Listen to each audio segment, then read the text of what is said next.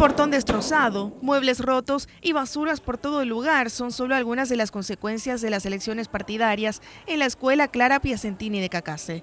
Cerca de las 20 horas del domingo, un enfrentamiento entre sectores de la ANR terminó en una trifulca, dejando a la institución en pésimas condiciones, lo que obligó a suspender las clases a la vuelta de las vacaciones. Y al final no hubo conteo porque destrozaron todo, se bombardearon todo con proyectiles, todo, hubo un desastre. Vino los cascos azules, la silla, todos los utensilios que se utilizan acá en la escuela se tiraron todo acá, parecía que pasó un tornado por acá. Y estos son solo algunos de los muebles que quedaron destrozados luego de la trifulca registrada en esta institución. También observamos por esta parte restos de tinta indeleble en el piso, producto del enfrentamiento. La directora lamentó el suceso en conocimiento de que los hechos fueron protagonizados en parte por varios padres de alumnos que acuden a la institución educativa que resultó perjudicada. No sé cómo la gente no se dio cuenta en dónde estaban, sus hijos están acá.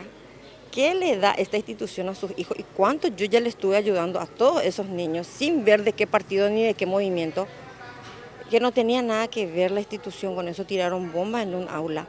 ¿Cómo no tuvieron la noción de quiénes son las aulas, de quién es el lugar? No es mío. No es sí, cierto, el ministerio es el responsable, pero ¿quién lo utiliza? Los niños. Esta mañana, personal tanto de la supervisión regional como de la asesoría jurídica del Ministerio de Educación también se hizo presente para verificar los daños y elevar las denuncias ante las instancias correspondientes. Justicia electoral es lo que tiene que velar, ¿verdad? Ellos lo que tenían que asegurar el tema de la limpieza, todo dejar en orden la institución. Entonces, en esa instancia ya se van a medir.